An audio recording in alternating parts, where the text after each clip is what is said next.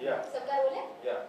सो अंकित, आपसे जानना चाहूँगी, जिस तरीके से आपका इविक्शन हुआ, किस तरीके से आप इसको देखते हैं और साथ ही साथ कितना शॉकिंग रहा आपके लिए?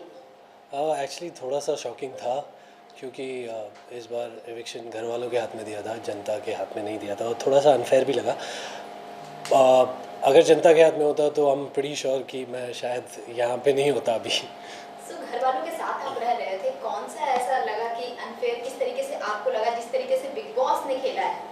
क्या वो बिग बॉस अनफेयर लगे या फिर घर वाले जितने कंटेस्टेंट है, कौन सबसे ज़्यादा अनफेयर लगा आपको? मुझे ये डिसीजन थोड़ा सा अनफेयर लगा कि इस बार के एविक्शन घर वालों के हाथ में होंगे। सो जिस तरीके से स्टार्टिंग से ही देखा जा रहा था कि बिग बॉस खेलेंगे और बिग बॉस ने ऐसा खेला, क्या आपने ये एक्सपेक्ट किया था? ये बिल्कुल भी एक्सपेक्ट नहीं किया था, तो बहुत शॉकिंग था। क्योंकि मुझे ज़्यादा पता नहीं है बिग बॉस के पुराने सीजन्स के बारे में, बट शायद कभी ऐसा नहीं हुआ होगा, I am not really sure. But घर वालों के हाथ में एविक्शन अगर ऐसे ही होना होता तो फिर यार, तो मतलब ऑब्वियसली बात है, अगर कुछ लोग जो ग्रुप बना के खेल रहे हैं, वो जो इंडिविजुअल लोग हैं उनको टारगेट करके निकालेंगे पहले। जिस तरीके से वोटिंग हुई, किसका आपको लगा कि ये अनफेयर हुआ या फिर किसको आप समझ रहे थे कि वो दोस्त है और वो आपको ये नॉमिनेट कर दें? मुझे सुम्बुल का थोड़ा शॉकिंग लगा था। सुम्बुल और मेरी काफ़ी अच्छी बॉन्डिंग थी, फिर किसी बात पे हमारी थोड़ी सी तू मैं हुई, बट मुझे लगा नहीं था कि वो नॉमिनेट करेगी। सौंदर्या का बहुत शॉकिंग था। कुछ चीज़ें जो सौंदर्या ने समझी नहीं, उनकी वजह से उन्होंने नॉमिनेट किया। अर्चना का बहुत शॉकिंग था, क्योंकि जब अर्चना दोबारा घर में वापस आई थी और प्रियंका, मैं और सौंदर्या उनको लाने के लिए थोड़ा लड़े थे, तो अर्चना ने उस टाइम पे बोला था कि मैं माता रानी की कसम खाती हूँ, मैं तुम तीनों को तो कभी नॉमिनेट नहीं करूँगी। तो वो थोड़ा सा शॉकिंग था, बट अर्चना से थोड़ा सा एक्सपेक्टेड भी था कि वो कभी भी पलट सकती है, कभी भी धोखा दे सकती है। जिस तरीके से प्रियंका के साथ बॉन्ड है, उसको किस तरीके से आप एक्सप्लेन करना चाहेंगे? ऑडियंस को तो ये बॉन्ड काफ़ी ज़्यादा प्यारा लग रहा था, आप किस तरीके से ये बॉन्ड को एक्सप्लेन करना चाहेंगे? आई थिंक अगर आप लोग इन्जॉय कर रहे हो तो इन्जॉय करते रहो, किसी भी बॉन्ड को जस्टिफिकेशन देने की क्या ज़रूरत है, या कोई नाम देने की क्या ज़रूरत है। 2 साल से हम तो जस्टिफाई करते आ रहे हैं कि हम दोस्त हैं, बहुत अच्छे दोस्त हैं, बट अभी सोच लो अपने आप जो भी सोचना है। लेकिन आपकी तरफ से तो दोस्ती दिखाई दे रही, लेकिन प्रियंका की तरफ से तो दोस्ती नहीं दिखाई the inside the big boss house, और लेकिन काफ़ी उन्होंने आपको परेशान भी किया, दिखाई दे रहा था इनसाइड द बिग बॉस। ऐसा लग रहा था कि वो आपके ऊपर काफ़ी हावी रही है। अगर आपके देखा जाए तो उस पर आप क्या कहना चाहोगे? मतलब it's look like a torturing, और आपको टॉर्चर कर रही थी। ये ऐसा आपको लगता है ना, क्योंकि आप दिन में 1 घंटा देखते हैं, आप 24 घंटे साथ नहीं होते, ऐसा आपको लगता है। नहीं, लेकिन जिस तरह से भी हुई, मतलब आप जब काफ़ी नाराज़ भी हुए, आप चिल्लाए भी आपने कहीं। क्या आप अपने दोस्त से कभी लड़े नहीं हो? आप लड़े हो ना अपने दोस्त से?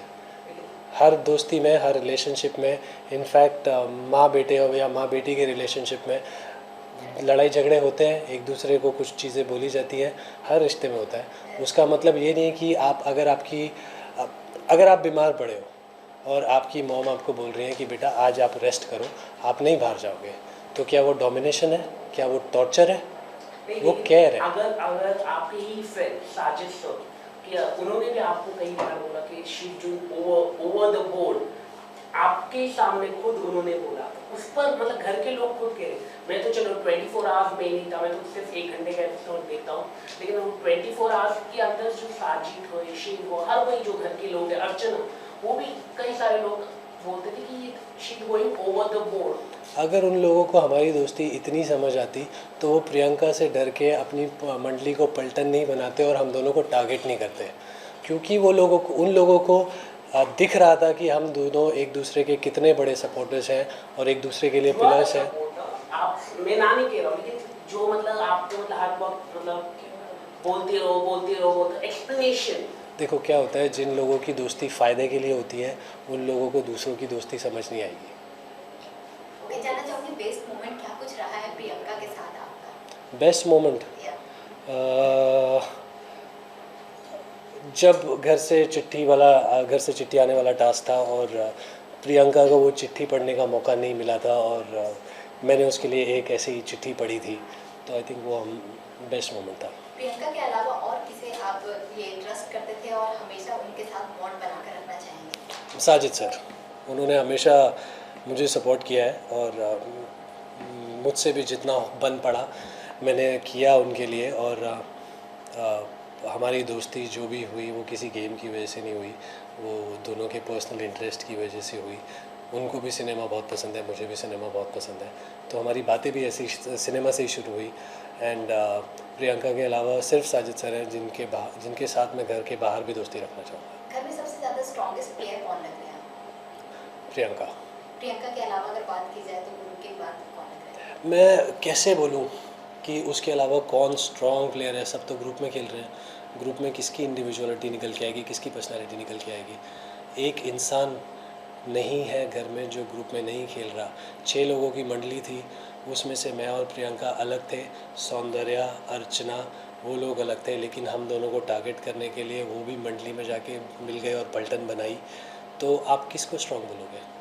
आपके एलिमिनेशन के बाद प्रियंका का क्या कुछ होगा टेक, या फिर किस तरीके से उनका गेम देखते हैं? कहीं ना कहीं वो वीक होते नजर आएगा या फिर और स्ट्रॉन्ग बन जाएगी? आपका क्या कुछ इसमें? मुझे लगता है कि अब प्रियंका बहुत और ज़्यादा स्ट्रॉन्ग होगी, क्योंकि वो अब घायल शेरनी बन गई है और पूरे घर को सर पे उठा लेगी और उसको पूरे घर वाले मिल के संभाल नहीं पाएंगे। क्योंकि आपकी जो मंडली की अगर हम बात करें, शिव ठाकरे हो या निमृत हो, निमृत कहीं ना कहीं क्या लग रहा है आपको, क्या ये गेम के लिए साजिद सर को, क्योंकि जहाँ पे उन्होंने आप कह रहे कि साजिद आपके दोस्त थे, लेकिन साजिद और निमृत का जो एक टास्क था जहाँ पर आप लगातार आपने इनको नॉमिनेट कहा भी कि निमृत इस तरह से गलत कर दी कि साजिद सर को रोके, लेकिन वो दोनों के प्लान था, वो अगर आप जानते हो तो भगवान का नाम लेके जो कुछ लिया था उन्होंने, वो सब प्लान था। तो कहीं ना कहीं निमृत हो, साजिद हो, जो मंडली है अपने बेनिफिट्स के लिए ही खेल रहे थे, लेकिन आप जाके वो उस प्लान के बारे में ऑब्वियसली मुझे नहीं पता था, और मुझे उस वक्त ऐसा लगा था कि साजिद सर एक्चुअली में जाना चाहते हैं उस टास्क के लिए और अपना स्टैंड लेना चाहते हैं, और वही एक रीज़न था कि उस टाइम पे मैं साजिद सर के लिए खड़ा हुआ था और मैंने बोला था कि साजिद सर को जाने दो। और इसी बात पे मैंने बोला था कि जिस इंसान के लिए आप हमेशा साजिद सर करते रहते हो, आप लो हो या खुश हो या कुछ हो, आपको साजिद सर चाहिए। तो जब एक इंसान, वो इंसान आपसे बोल रहा है कि मुझे इस टास्क में इन्वॉल्व होना है, आप उस इंसान को रोक रहे हो, उसको गेम नहीं खेलने दे रहे हो उसका, तो उस वक्त मुझे लगा कि ये जो दोस्ती है कन्वीनियंस की दोस्ती है, फ़ायदे की दोस्ती है। अगर वो नहीं भी होता, अब अगर प्लान भी है तो भी शिव और निमृत की दोस्ती साजिद सर के साथ क्लियरली दिखती है कि ये फ़ायदे की दोस्ती है, क्योंकि निमृत पहले गौतम और शालीन वाले ग्रुप में थी जहाँ पे उन्हें सपोर्ट चाहिए था, आगे बढ़ना था। जब उनकी गौतम से अनबन हुई, जब सौंदर्या उस ग्रुप में आ गई, तो वो जाके शिव के साथ मिल गई, क्योंकि आई थिंक उनको कहीं ना कहीं पता है कि वो इंडिविजुअल नहीं खेल सकती हैं और उनको सपोर्ट के साथ ही आगे बढ़ना पड़ेगा। आपका एलिमिनेशन बहुत ही ज़्यादा शॉकिंग है आपके लिए, हमारे लिए और साथ ही साथ फैंस के लिए। जानना चाहूँगी आपकी जगह किसको आप एलिमिनेट देखना चाहते थे या फिर होना चाहिए, कौन डिजर्विंग था? Sumbul, Nimrit, MC stand, but क्योंकि वो एक ग्रुप का पार्ट है और पूरे ग्रुप ने मिलके हमें टारगेट किया है, तो इसलिए वो नॉमिनेशन में भी नहीं आए। जिस तरीके से फैंस अगर हम स्टैंड ले बात रहे हैं, करें सिम्बुल हो या शालीन हो, ये तीन जो एंगल चले, टीना का लव स्टोरी जो चला, फेक भी चला, क्या लग रहा है आपको इन तीनों के बारे में? इन लोग सिम्बुल भी काफ़ी ड्रामेटिक हो गई थी अंदर, आप क्या कहना चाहोगे? जब अर्चना को भी जब आउट हुई थी तो वहाँ पे भी वो चिल्लाना शुरू कर दिया, एंड साजिद सर भी काफ़ी प्रोवोक कर रहे थे कि निकलो, इसको मारो, निकल। तो हाउ यू सी द ये तीन मंडली थी, ये फेक लव स्टोरी चली अंदर? मुझे ऐसा नहीं लगा कि सुम्बुल और शालीन की कोई लव स्टोरी थी, क्योंकि सुम्बुल के साथ मैंने काफ़ी बातें की है, मेरा उनके साथ अच्छा बॉन्ड भी था, तो मैंने उन्हें जितना समझा है वो एज अ पर्सन है ऐसी कि वो अपने दोस्तों को गले लगाएंगी, उनके लिए कुछ चीज़ें करेंगी, उनका काम करेंगी। वो शायद कहीं ना कहीं लोगों को थोड़ा गलत लगा, और एक एपिसोड में सलमान सर ने भी आके बोला था कि मैंने सुम्बुल की पुरानी वीडियो देखी तो मुझे रियलाइज़ हुआ कि सुम्बुल ऐसी ही है, जिसको लोगों ने गलत लिया। तो ऐसा कोई लव एंगल था नहीं। जिस तरीके से ये पब्लिक जो है बिग बॉस की और आपकी जो फैंडम है वो ट्विटर पे ट्रेंड करवा रहे हैं कि नो अंकित नो बिग बॉस, इसको पर आप क्या कहते हैं? इस पर नहीं, एक क्वेश्चन मेरा सवाल। ओके, इस पर आप क्या कुछ बोलना चाहेंगे? मुझे भी अभी कुछ देर पहले ही पता चला है कि कुछ ऐसा बड़ा ट्रेंड चल रहा है और कुछ 1 मिलियन से ज़्यादा ट्वीट्स हो Yeah. चुके हैं उस पर, which is overwhelming for me. और एक्चुअली में मेरे पास इतना प्यार जो मुझे मिल रहा है उसको बयां करने के लिए शब्द नहीं है, बट सिर्फ इतना ही बोलना चाहूँगा कि I am very grateful and very thankful for all the love and support. Okay, जो अर्चना है, अर्चना की अगर हम बात करें, क्या लगता है अर्चना जो हर जगह पे इतनी फाइट करती है, चिल्लाती है, लेकिन मुफट भी है, मतलब जो है सबके मुंह में बोले। जो नॉमिनेशन का भी अगर हम बात करें, हर बार नॉमिनेशन का सही ही जो होता है आंसर, मतलब जो देना रहता है प्रॉपरली, वो ही दे पाती है।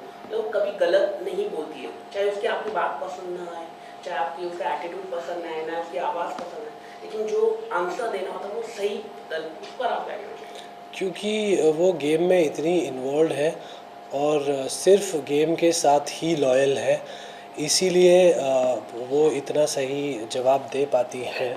और बात ऐसा नहीं है कि वो हमेशा सही बोलती है, बहुत सारी चीज़ें हैं जो वो बहुत झूठ बोलती हैं।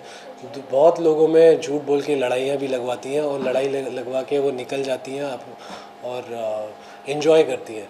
Okay, Okay, thank you. एक आखिरी सवाल, जो मंडली थी जो बार बार साजिद सर आखिरी को, सवाल फैंस के ऊपर है। साजिद सर के लिए, मतलब बार बार जो भी गलत नहीं होता है वो बोलते थे।